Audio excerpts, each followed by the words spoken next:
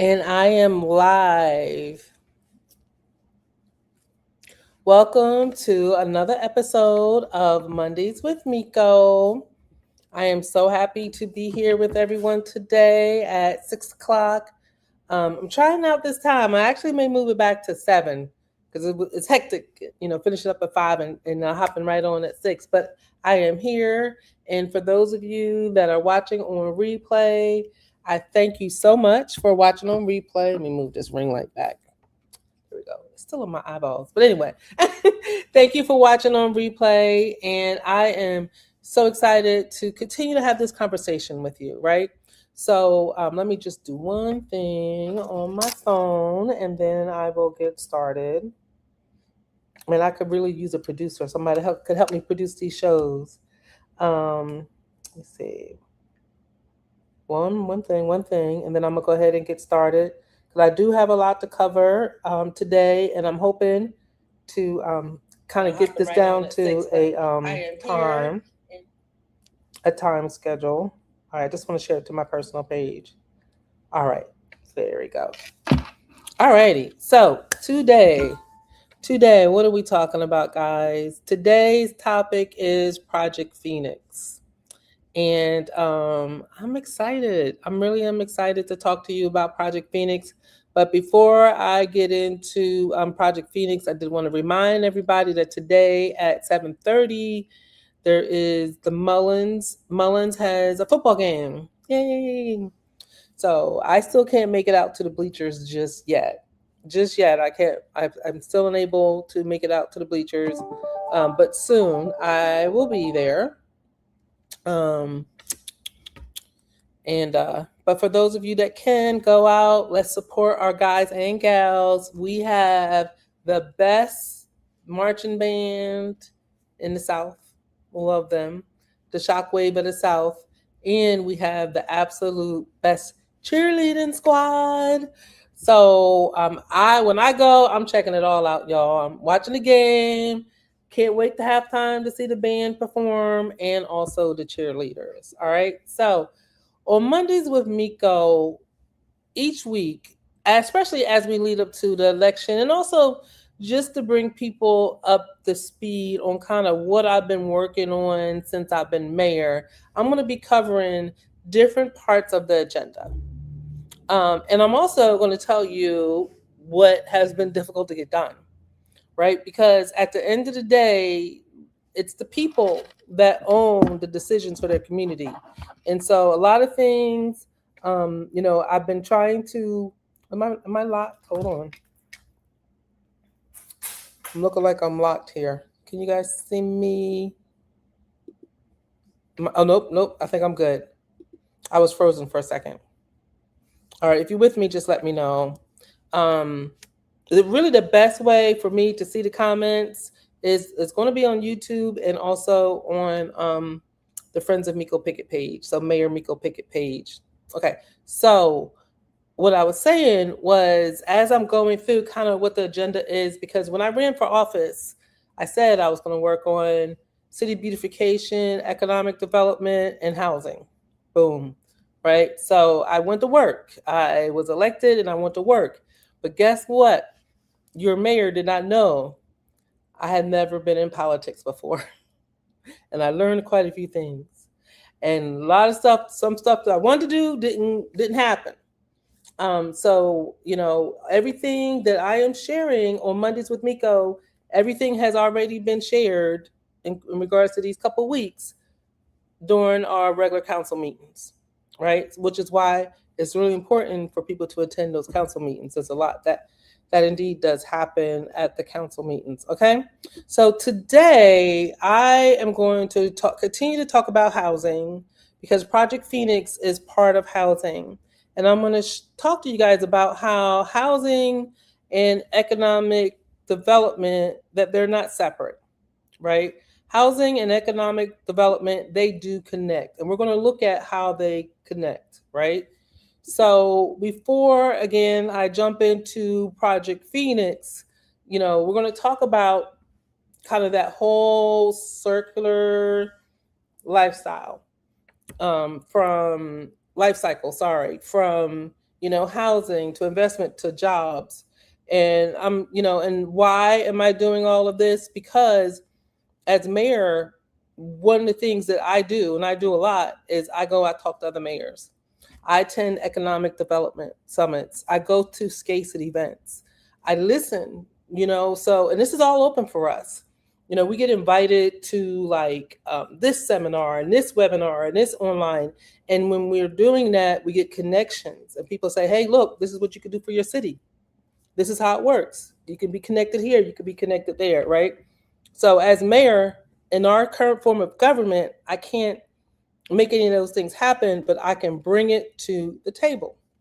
Right. So let's just go ahead. I'm going to show you guys something. Yep, this is the one. All right, let's look at this slide together. So I'm going to go through kind of from soup to nuts how I see this circle. This is not an all-inclusive circle. Some people have commented about education. And I do have the Mayor Pickett Literacy Council, the Mullins Literacy Council that I formed. So in other weeks, I'll be talking about literacy because education is definitely connected, but it's just typically we have a school board for that, but we work in conjunction with the school board. All right, so housing, right? So I'm going to talk about housing. So if we have more rooftops, so when I say rooftops bring retail, a house, think of it as a rooftop. So we have more rooftops, then we get more retail. Well, Mayor, why are you saying you're getting more retail? Because if you have more residents, then you have more clients for those retail operations. So then if we have more rooftops and then we have more retail, now other people are going to start to they're going to perk up and they're going to be like, hey, what's going on in Mullins? I am an entrepreneur. I'm an investor. Let me start looking at what's going on in that city and I want to invest. And for those of you that may be watching that are investors or know some people that are investors, when is the best time to get involved? On the ground floor, right? So right now with Mullins, we are indeed the ground floor. We've got our challenges. We absolutely have our challenges, but citizens working together, we can overcome those challenges. So then we have the investment. So you got housing, you have more retail because now there's more people to serve. We got investments the investors that are perking up, right? And I'm going to talk to you separately about each one of these. And then with those investments, now I'm investing in the city, so I'm going to need to hire people. So then it comes more jobs. And then when we have housing, we got retail popping off, we got more investments coming in, we got jobs being created, then we can have better city services, right? So it's kind of funny, not really funny, but it's ironic that when people call me to complain about the trash not being picked up or us having older trash trucks, it all correlates. So I hope you can kind of see that by the time I finish talking to you all today. So I'm gonna go ahead and start with housing. So last week I talked to you all about bringing more houses in. That would have been 40 to 48 homes. But that's just the tip of the iceberg as it relates to our city. Our city is only 3 square miles, but it's 3 square miles of opportunity, y'all. We also have people like myself and others that have been in houses that are 30, 40. I don't think my house is that old. Maybe I have a little house I live in, but some people have been in houses that are 30, 40 years old. Some people's houses have been through both Hurricane Matthew in 2016 and Hurricane Florence in 2018. I get calls from citizens that tell me that every time it rains real bad, they get flooding, and we have plans in place for that. But until that happens, you're dealing with this. You're sump pumping and all of that. Well, that causes damage to existing homes. So not only do we need to bring in new homes, but we also need to help our citizens repair their existing homes. We have to address the vacant lots. We have to address the abandoned properties. I'm going to be talking about all this, y'all, in Project Phoenix in just a little bit. I'm going to be getting to Project Phoenix in a minute. And then when we, hi, Tamara, thank you for watching from New York. When you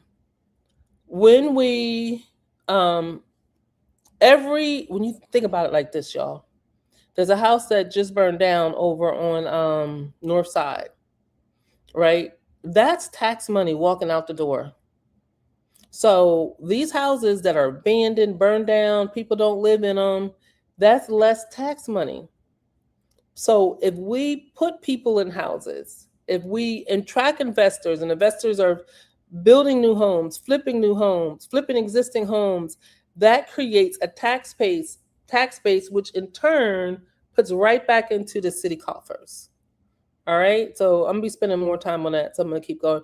Retail. So when we have rooftops, bring retail. The more people that live in the city, the more services. We need convenience services, we need clothing, stores, restaurants, because it's not, to me, it's not right that you have to go to Florence to get your basic needs, right? Thank God we do have some retail here in Mullins. We definitely have, Family Dollar, Dollar Tree, Roses, things like that. But the more people that come, the more we're going to be sure to keep our existing retail operations that we have, and hopefully move new retail operations, hopefully onto Main Street, right? So I was at a convention one time, and they talked about 3 C's of economic development that they saw happening in America as a trend. And these folks, that's what they did. They worked with companies, chains, to help them determine where they should move to next. And I thought this was funny. They call it the 3 C's. And these are the most popular things that are being invested in across the nation. So do you have a guess what those 3 C's would be? Think about it. All right, I'm gonna go ahead and tell you. Chicken. So chicken places, coffee shops. We got one on Main Street, and car washes. Think about it. When you drive around different cities and you're in Myrtle Beach, just look at how many new car washes you see out there, right? So the 3 C's of economic development: chicken, coffee shops, and car washes. Thought that was an interesting little tidbit there. All right, so investments, right? So we bring housing, now we got retail, the investors are looking around. Well, grants. Grants are money that the city does not have to pay back, because when they see a city that A, has a strategic plan, B, you've got elected officials that are working together for the benefit and the good of the citizens, C, they see that this is going to be stuff that's going to be around for a while, like an amphitheater, a splash pad. There's organizations that would want to have their name tied to that project. Okay, so that's grants, the money we do not have to pay back. Real estate investors, they want to invest in places that are up and coming, and they are very smart people. They want to get in on the ground floor. They want to get in when the going is good, because as we build, prices go up. That's just how it works in a capitalist society. You have investors, you have entrepreneurs, because we don't know what could spark interest, right? There could be something that one of the citizens are doing that creates a niche for our city, and then that makes a nice place for entrepreneurs to come in and come up with something brand new and niche for the city of Mullins. And then there's also people who love Mullins, right? So some people, there's a woman that just purchased an Airbnb. Did I miss jobs? I'm not sure. I may have missed. I'll get there, Mike. She just purchased an Airbnb. She purchased the home on Main Street, and she's going to turn it into Airbnb.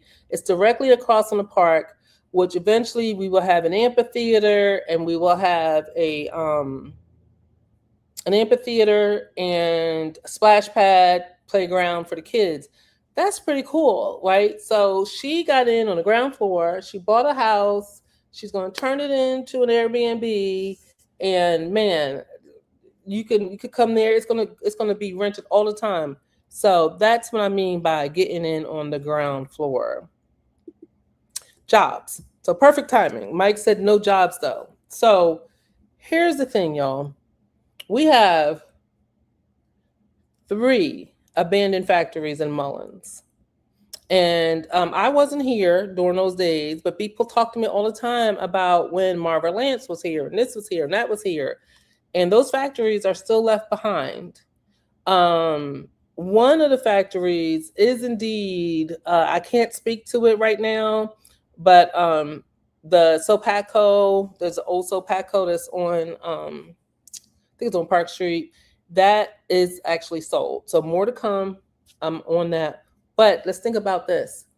When we get people, investors that are interested in taking over one of these abandoned factories that we have in town, and they're going to bring jobs, well, they get tax breaks. They get incentives from the state to do that. And in exchange, the state does require them to pay a living wage.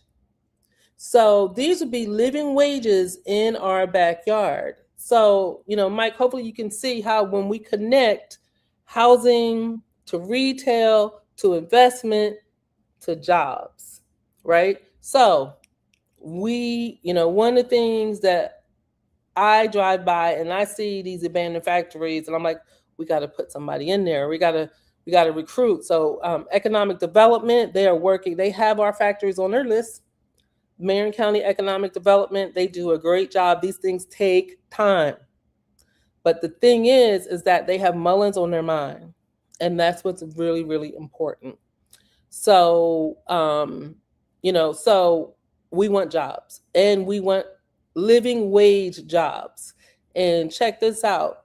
Our cost of living is lower here in Mullins. So if you guys are interested and you want a lower cost of living, definitely Mullins is where it's at.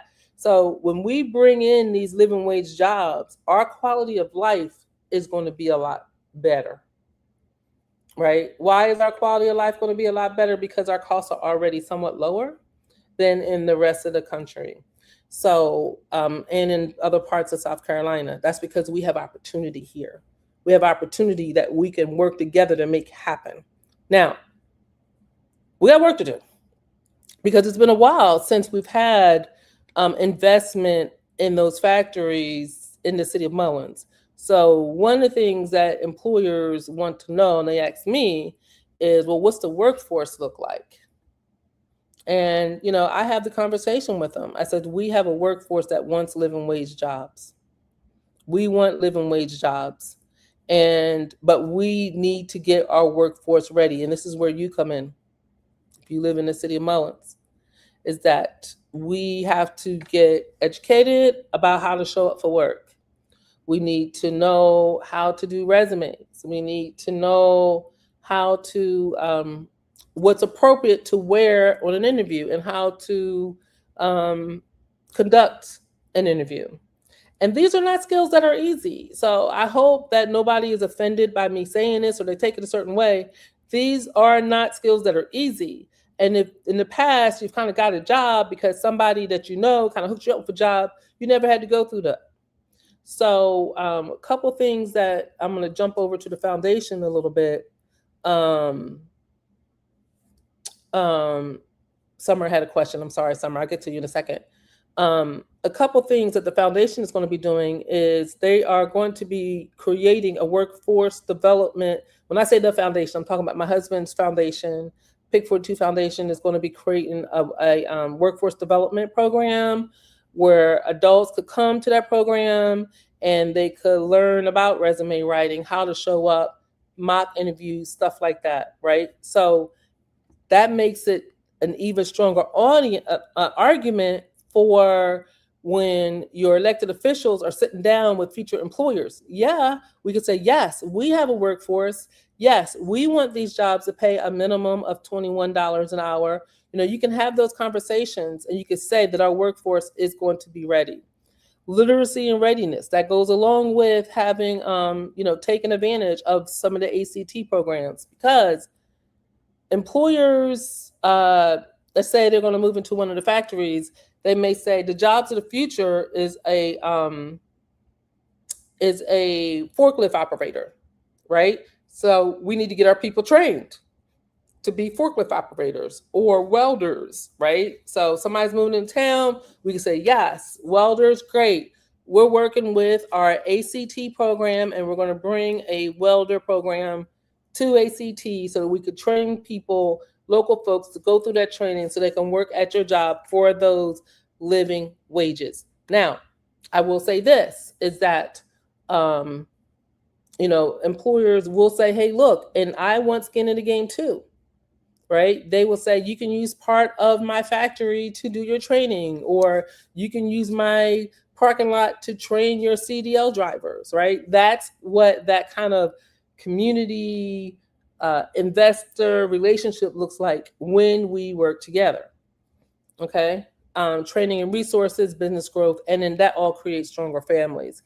Because if you are going from, the minimum wage right now, y'all, in South Carolina is $7.25 an hour. That's not doable. To, 20, 21, 22, 23, $24 an hour. That's a stronger family. That's a family that is ready to take advantage of workforce housing, right? Not some of the comments I got from my Mondays with Miko last week was people was saying, oh, well, we don't need any more projects. It's not projects. Workforce housing is for working people. It's for police officers and teachers, nurses, working folks. That's what workforce housing is for. So I'm going to interject and take a couple questions. Let me see. Summer Rice says, have you looked into who and what the previous council people and mayor did in the past, like what worked and what didn't? Was there some type of past action plans? Just curious. Okay. And then this ties in here. Her second question is, what's the marketing towards that plan? So absolutely. One of the first things that I did is again, I had to learn about politics because not everybody will talk to you. I am a Democrat. Who doesn't know that, right? Folks that don't like that, they will not talk to you. So that's kind of crazy, and that's where the citizens need to get involved and say, hey, look, we need everybody to work together. But I did. Not only did I talk to other people that were in my position now and prior, but also other cities that are the same size. I went to their cities. I've talked to their city councils. I've looked at how their administration was set up, right? We have mayor cohort programs as part of the municipal association where mayors connect and we socialize, and it's awesome. And in terms of the marketing towards the plan, another one of the first things I did before the year was out, worked with the South Carolina Department of Commerce to get funded a strategic plan for the city of Mullins. However, the strategic plan for the city of Mullins, it was not approved by our city council. And that is something that did happen, and that is still there. Let's get a council together. Let's bring it to the table and let's make it work, because you cannot operate a city, a business, a household without a plan. What city were those? Cities, just think of cities that are all close, right? So Lakeview, Bennettsville, bunch of cities. I don't say all 271 cities are part of the municipal association, but a good bunch of them. And in the PD, we're pretty close. So we connect this circle, right? And then what happens? We end up with better, oh my goodness, I haven't even got into Project Phoenix yet. I'm gonna try to talk a little bit faster. Better city services, right? So let me go ahead back to that first slide. Because you got housing, that brings retail, spurs investment. Let's go ahead and get some jobs. Let's open up our abandoned properties. And then we're going to end up with these better city services, because across the board, we're going to be bringing in more property tax. So from housing, we're going to get property tax. We're going to get car taxes. That's money in the bank, right? So when you drive by and you see a house that's abandoned, and then that next house has 2 cars, well, we're getting property tax. We're getting car tax for that other house. Imagine if the house that was abandoned actually had a family living in that house. right? Where the city was able to collect property tax. And then every single time they go out to eat, things like that was bringing in hospitality tax. With hospitality tax, that's how we're able to do things like the Golden Leaf Festival. We could make investments that will give people things to do downtown. Um, Big companies that move to town, they pay something called franchise tax. Every time I drive by uh, KFC, Burger King, that's in the city of Mullins, I'm thankful to them. If you live in the city of Mullins, please use our Burger King and our KFC, because every time you go shop there, it just brings right back to the city. So if we're able to increase our tax base through these various opportunities, then what that's going to do is give the city of Mullins more revenue to do those other things that you want us to do, right? So you don't have to keep hearing about, we need a new trash truck. We need a street sweeper, right? We need revenue. How do you get revenue? You got to get those investments. And here's the thing, I keep saying that we have an opportunity. So when I drive by and I see abandoned properties, burned down properties, vacant lots, I see opportunity. But I need people to work with me, and that I don't have. All right, so I'm going to go ahead and I'm going to go into Project Phoenix. I hope you guys are still with me. I hope this is helpful, because I know I'm going through a lot. And I got more stuff I'm going to tell you about over the weeks to come. All right, so Project Phoenix. What is Project Phoenix? Well, one of the things that I recognized as I was looking at this and talking to people and getting information was that, wow, this is our issue with housing is a lot, right? And we could have this project and that project and this project, but what's happening is that we need an umbrella that will cover all those things. So when I go to the citizens, I could say Project Phoenix, and you guys know what I'm talking about. So why did I call it Project Phoenix? Because a phoenix rises from the ashes. So Project Phoenix represents Mullins rising from years of neglect, rebuilding our neighborhood, and creating something stronger together. So it's not just a demolition project. It's not just a beautification campaign. It will be a comprehensive neighborhood restoration initiative. And I learned a lot from Councilwoman Terry Davis, an awful lot of Councilwoman Terry Davis, and in the 10 years that it took her to do what I'm about to tell you.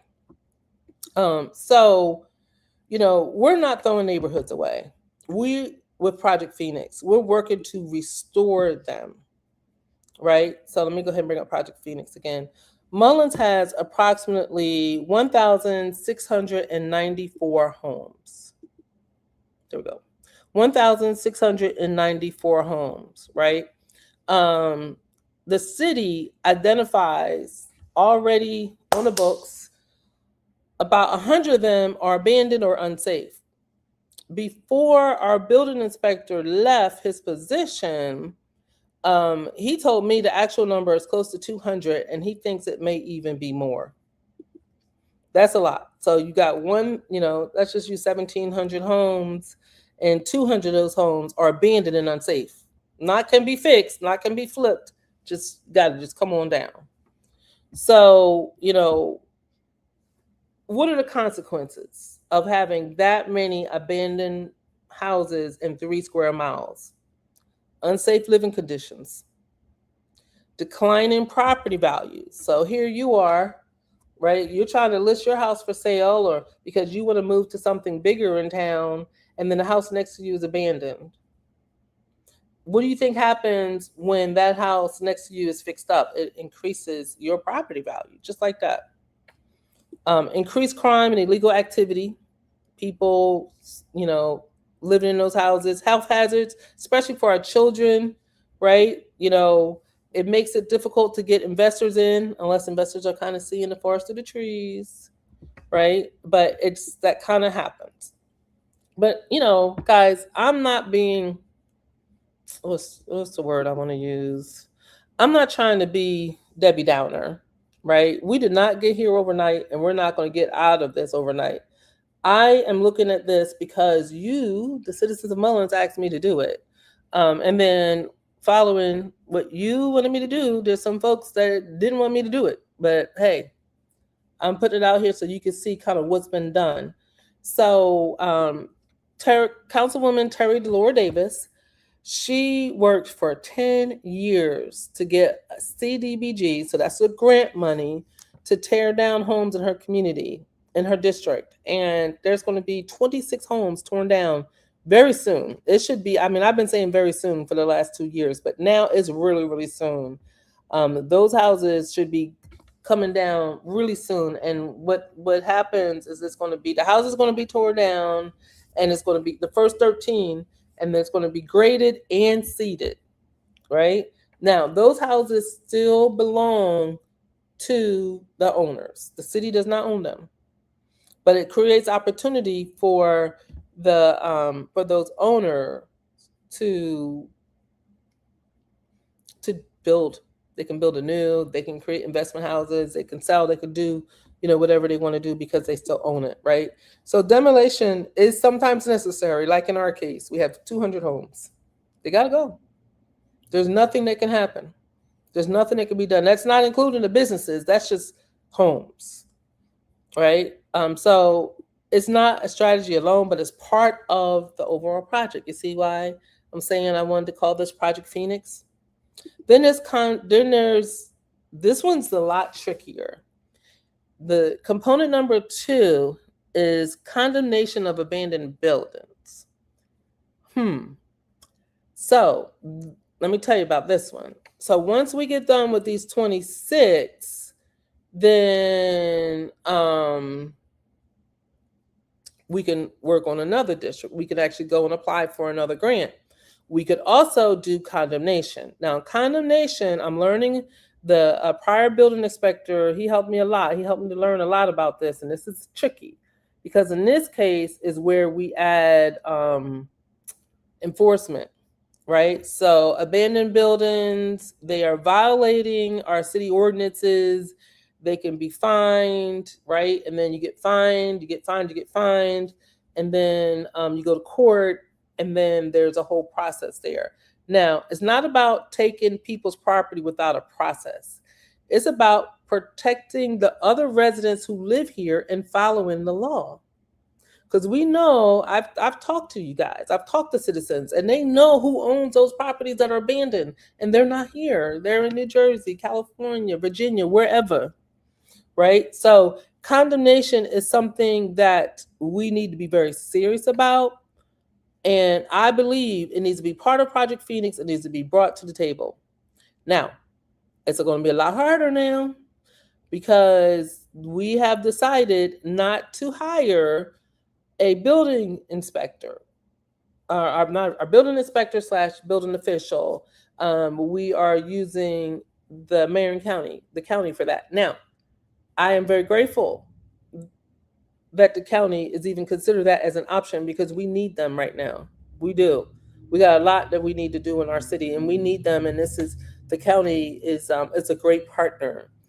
However, in order to really be serious about rebuilding Mullins, we need to have our own code enforcement department. We need to have our own building department. We need to take back ownership of that, but we need help. We need time. Mr. Curtis, he retired, and so we got to bring that back.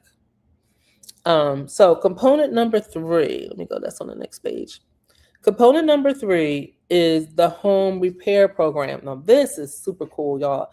I actually found out, I knew about the South Carolina Housing Trust Fund, but I was at a seminar, and I was sitting next to a city that is taking advantage of the Housing Trust Fund. I think it's Aiken.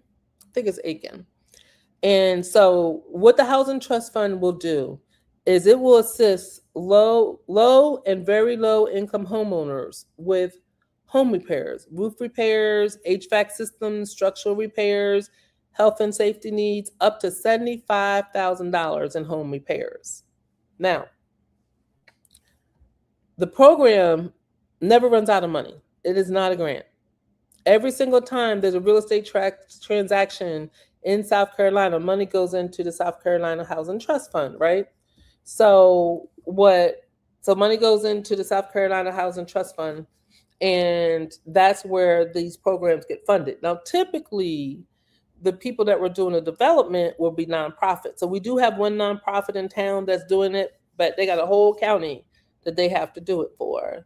But we do have one nonprofit in town that's doing these kind of repairs. What the South Carolina Housing Trust Fund has done is they have opened it up for cities to apply and to do the repairs. So if we have our own building department, then we can actually take those apply and do the repairs through the city, which I think would be awesome. And there's other cities that have done it.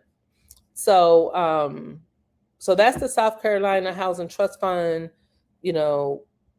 grants or forgivable loans up to $75,000 per home, right? So we've got bring a new house, and then we've got repair our existing homes. So what are some of the barriers to doing that? We got to have a city council that's working together, y'all, period. We got to have a city council that's working together. We got to bring back our building official. We just have to do it. All right, so let me go back to, there we go. Component number 4, unified tracking and management, right? So, these projects that you do, it's a lot. And so I think that we need to have one specific way of tracking all these projects, who's doing what, who's on first, what grant are we applying for. We should have a complete inventory. Our prior building inspector, he was working on that. Like he told me, he thinks there's 200 homes. There's only 1,694 homes in the city. We should know exactly which ones are livable, exactly which ones need to be rehab, which ones have people that do not live here, they're just paying taxes, they're vacant, and all that other stuff, right? I'm a personal proponent that we need to enforce our laws, right? We have code enforcement laws, and we need to enforce those laws, and we need to apply the fines, and we need to do it, but we need to have a team to do it. We are very, very short-staffed in the city of Maryland. So we got to think about what those priorities are, right? So, if we want to bring investment to our city, but we're going to have to invest in those things like building officials.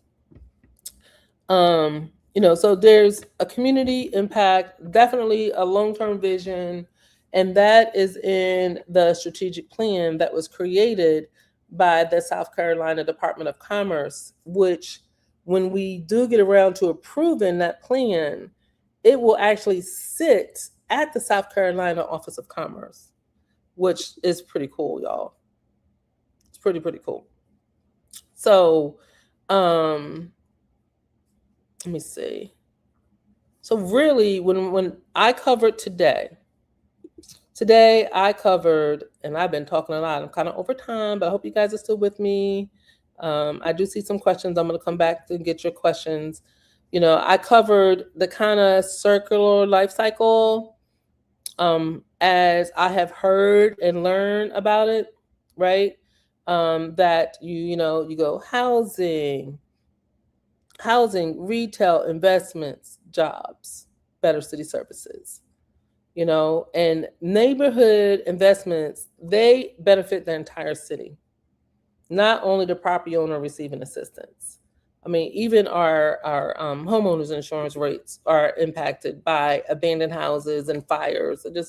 I had a fire across the street from me here, and then one around the corner, right? So success in our city would mean fewer abandoned buildings, more families remaining safely in their home, people wanting to move into Mullins, vacant lots, we prepare them for productive use, cleaner, safer neighborhoods, block parties. I mean, you name it. A stronger tax base, which that goes back into with the stronger tax base, better city services, right? I know you guys want those things. I want those things. I want our guys to be driving around in trucks with air conditioning. Absolutely. So, what can you guys do?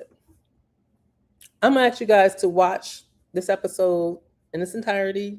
I'm telling you that then. So, but watch the episode if you just came in and share it. Share this episode. Attend city council meetings. One of the things I have not brought this out to you all this way through my platform because these are things that I've been bringing out through the city council meetings before they took away my gavel.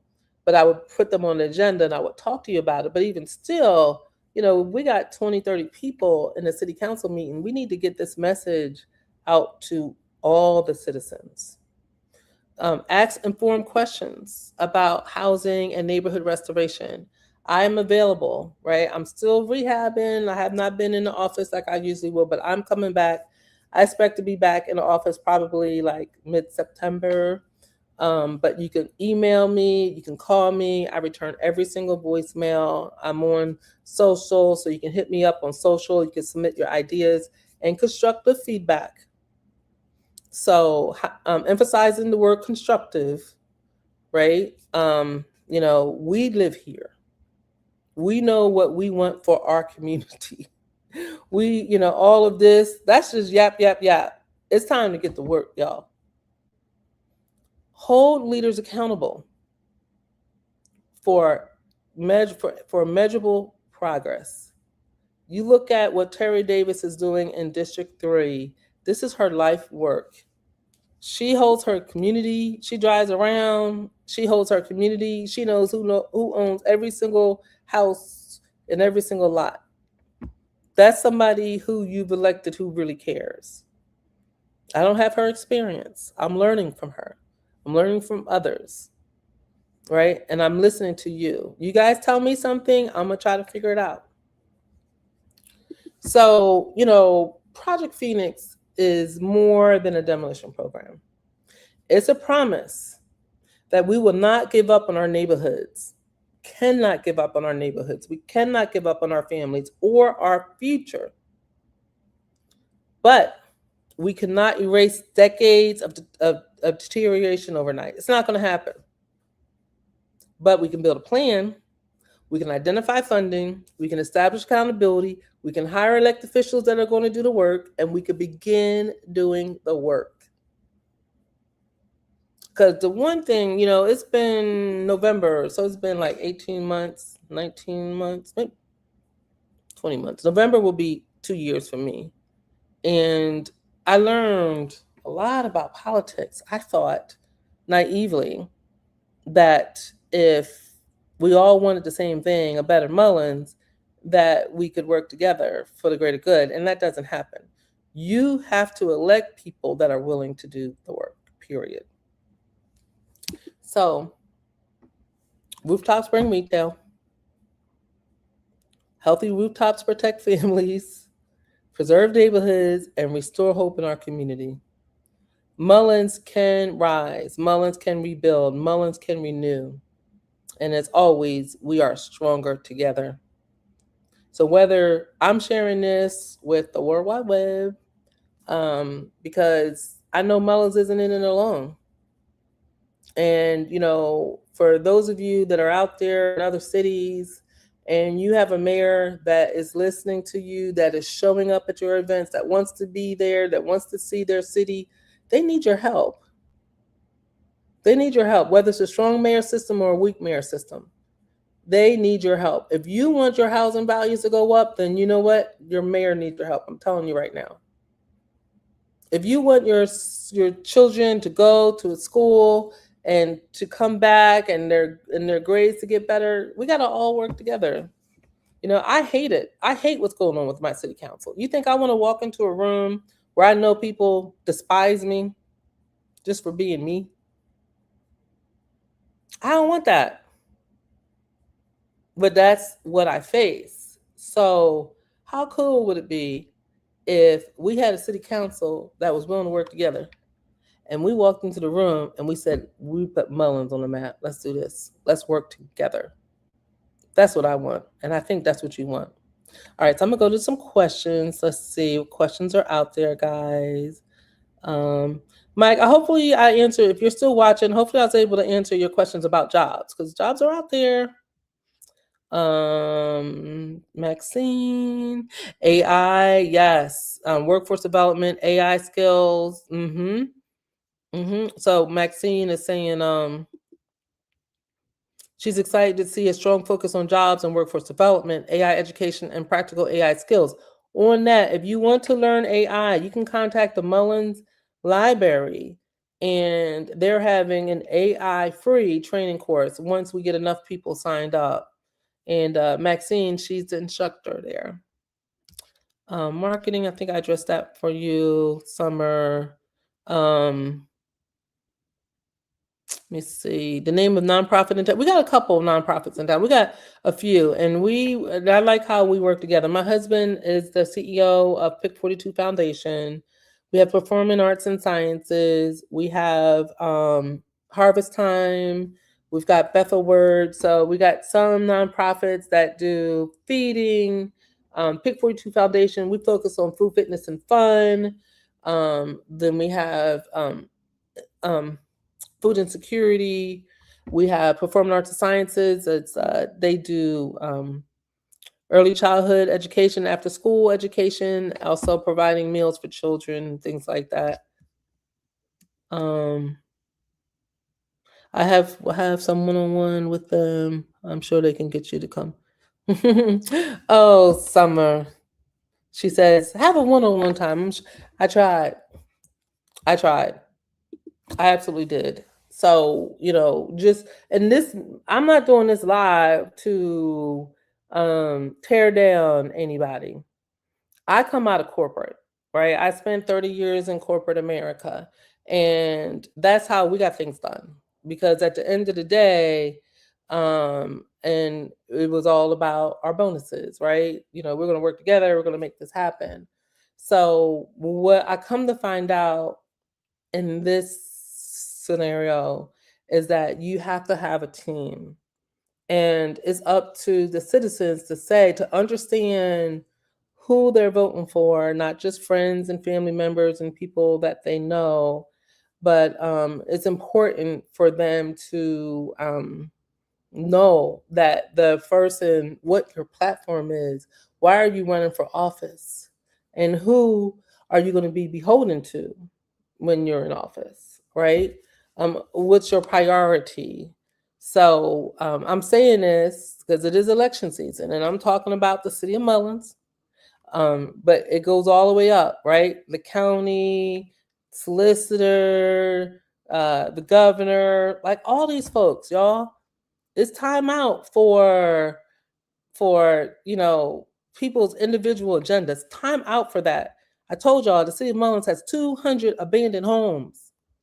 No hope for them homes, right? Only 1,700 houses total. We've got 3 abandoned factories. It's like time out. I'm sitting here, I'm sharing with you my plan. And this is a plan that didn't just come off the top of my head. It's been out there, right? You told me you wanted housing. I went out and found somebody, but I can't get it I can't get it nowhere. I can't get anything anywhere for political reasons. All right. So yeah, you do. Somebody says you have to have a team. Together everyone achieves more. Absolutely. You need a team. And I have a team. And I'm going to be telling you, as my team is announcing their candidacy, I'm gonna introduce you to them on my show. Because the one thing is, it's not about politics with me. It's about Mullins. And, if you want to get down with Mullins, let's go. Let's go door to door. Let's tell folks kind of what you want to do, what it's all about. But if you have some other ulterior motive or whatever, it's time out for that, because that's not why I got into it. You know, I spent 30 years in corporate. From corporate, I went to nonprofit, ran a nonprofit, and then from nonprofit, I came here to be mayor of the city of Mullins, a job that I wake up every single day grateful for. And I'm going to end it right there. All right, guys. So hopefully this has been helpful. Please share it. I'm going to be putting out some shorts. And when I put out the shorts, y'all, I still need y'all to listen to the whole thing. But the shorts are just so people can kind of hear what I talked about on Monday. All right. Well, have a blessed one. And Mondays with Miko will be next week. Yes, next week. The week after is Labor Day. We'll be next week, and it may be 7 o'clock. Stay tuned. Talk to y'all later. Have a blessed one.